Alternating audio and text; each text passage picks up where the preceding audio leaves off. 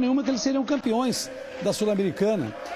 Apesar da força do time de Medellín, mas o time era um time acertado. Nós vimos no domingo, o Palmeiras teve sérias dificuldades para ganhar o jogo de 1-0, muita dificuldade. 2 repórteres da Record viajaram com o elenco da Chapecoense no avião.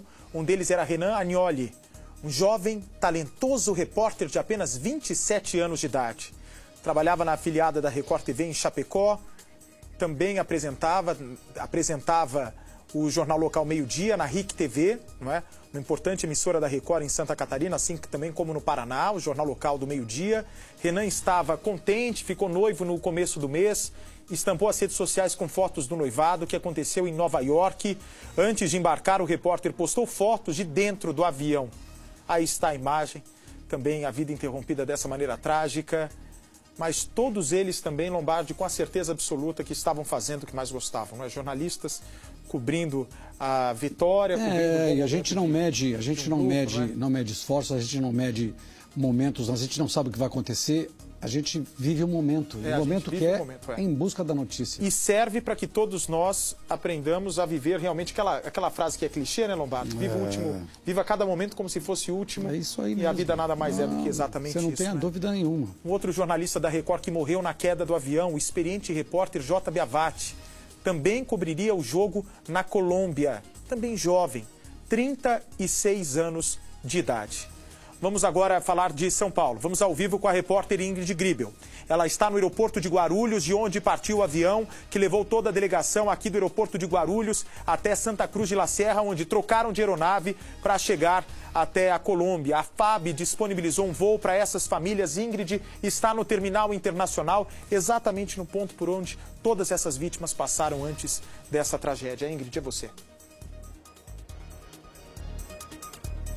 Pois é, Luiz Bate, eu falo ao vivo aqui do aeroporto de Cumbica, em Guarulhos, na região metropolitana, e a Força Aérea Brasileira disponibilizou, nesse momento, 2 aeronaves. Uma delas vai levar o esquadrão de resgate, que são as equipes que vão ajudar, vão apoiar as autoridades e as equipes colombianas, justamente no local onde acontecem essas buscas, não só por sobreviventes, mas também o resgate de corpos.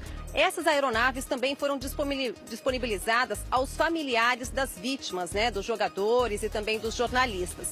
São aeronaves que vão decolar daqui a pouco, nas próximas horas. Tem também um avião disponibilizado pela CBF. Esse avião vai sair lá de Chapecó, lá de Santa Catarina, vai vir até São Paulo, é uma parada obrigatória e a previsão é de decolagem às 7 horas da noite. Tudo para levar as famílias que buscam por informações num momento tão difícil. Informação também das autoridades colombianas, informação que acaba de chegar. Todos os sobreviventes têm agora quadro estável, apesar da gravidade de alguns deles com traumatismo craniano e lesão na coluna. Quem tem feito a ponte direta entre familiares e também dirigentes da Chapecoense que estão aqui no Brasil é um empresário do ramo do futebol, muito conhecido, Luiz Taveira. Ele conversou e esteve perto de alguns desses sobreviventes lá nos hospitais. São 3 hospitais que receberam esses sobreviventes.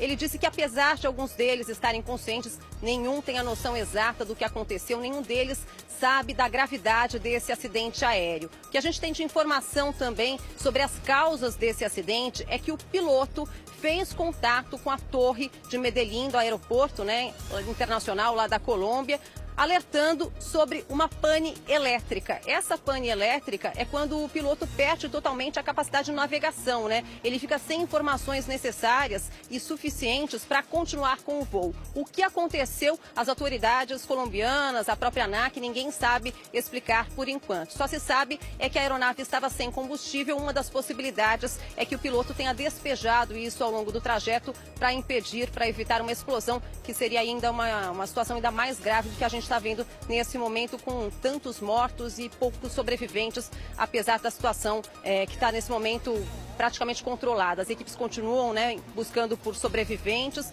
mas a possibilidade é muito remota. É bom ressaltar também que essa aeronave foi a mesma que trouxe a seleção da Argentina para a última partida disputada contra a seleção brasileira há 20 dias aqui no Brasil. Bate. Obrigado, Ingrid. Nós temos imagens exclusivas que mostram o momento do resgate a 30 quilômetros de distância da cabeceira da pista em Medellín. São imagens exclusivas aqui do Jornalismo Record. Você vai ver agora, nesse momento, tira a trilha, por favor, para a gente ouvir a corrida contra o tempo desses profissionais para tentar salvar essas vidas. Vamos acompanhar. Que le ayudamos. Policías, por favor, dígame que colabórenme allá, por favor, con la camilla. ¿Listo? Estoy pidiendo ayuda y ellos ahí parados filmando nada más. Pero no es que son periodistas. No son periodistas. Amigos, eso se hace por respeto al paciente, ¿listo? Alguien más que me colabore, por favor. ¿Listo? Usted váyase con ese suero. Usted vaya con ese suero y alguien que le reciba aquí. Aquí pues, ¿Listo? acá. Ya, aquí, ya, lanza, hágale. ¿En esta Valencia, pana? No, ya. Venga, espere, suave. Vamos a cambiar de lado, mi pana.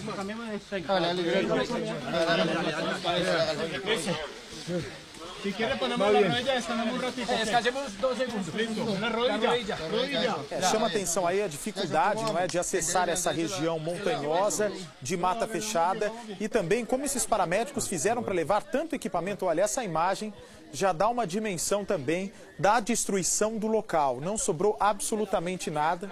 Pelo jeito, a parte menos impactada com esse acidente foi realmente a parte traseira. Esse daí, pelo jeito, é o Erwin, né? O técnico, pelo jeito é o técnico mecânico da aeronave, que estava junto. Como a companhia aérea só tinha um avião, já viajava esse técnico para dar um suporte no aeroporto de destino. Eu pergunto para o Roberto Peterka, que tem 35 anos de experiência em prevenção e investigação de acidentes aéreos. De tudo que foi relatado até agora, esse chamado, não é? Esse Mayday, que foi possivelmente chamado 7700 ou 7700, que é quando se declara emergência, né? 7.700 a emergência. 7700, o código de emergência, quando eles colocam no transponder, é isso? No transponder, ou 7.600, que é a falha na comunicação. Quando o piloto coloca esse código 7700, o 7700, que é o Mayday, ou seja, temos uma emergência, o avião, a partir daquele momento, tem prioridade absoluta. Todos os aviões que estão na frente são desviados, a pista do aeroporto imediatamente é preparada para que o pouso possa acontecer com prioridade. Essas informações, possíveis voltas em cima da região até o pouso, mau tempo, confirmação de pane elétrica, pela sua experiência com esses dados que nós temos até agora, qual que é a causa mais provável desse acidente? Olha, eu apostaria numa colisão com o solo. Eu apostaria nisso daí porque a volta que ele fez, pelo que nós vimos, pode ser ou o procedimento que ele estava realizando, ou pode ser que ele fez o que é chamado de fazer um 360, que é para separar de um avião que está à frente. Porque se ele prosseguisse, ele iria atropelar o avião antes do avião sair da pista. Então ele faria um 360, que é para dar o tempo do avião que está à frente pousar e sair da pista e ele vir atrás. Mas por que então ele teria declarado emergência? Porque ele pode ter tido uma emergência realmente, uma emergência elétrica, e que precisamos analisar a extensão disso daí. Uma simples emergência elétrica não causaria o acidente, com certeza. Você já tinha ouvido falar dessa empresa aérea, Lamia?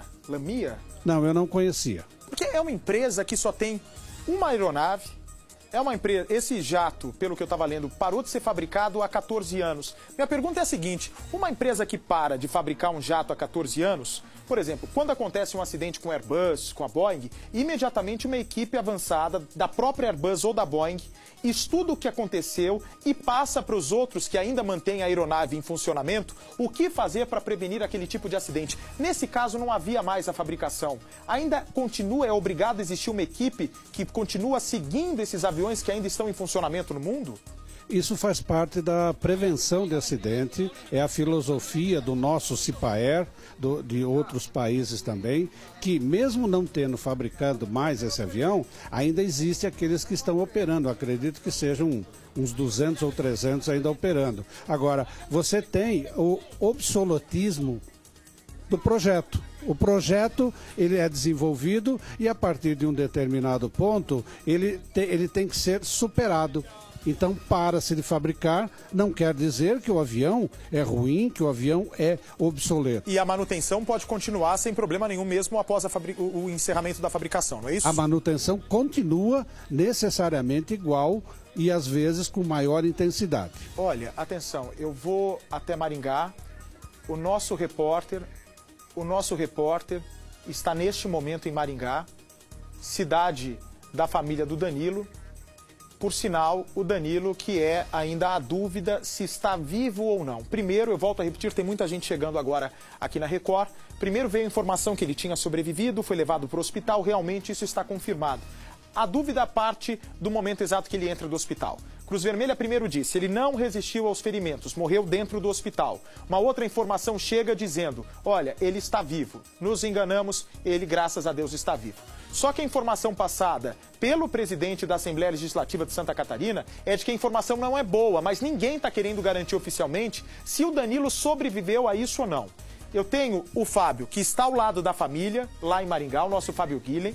Eu tenho também informações importantes divulgadas agora pelo Ministério sobre a investigação da Caixa Preta. Mas antes, o Gotino vai dar um recado.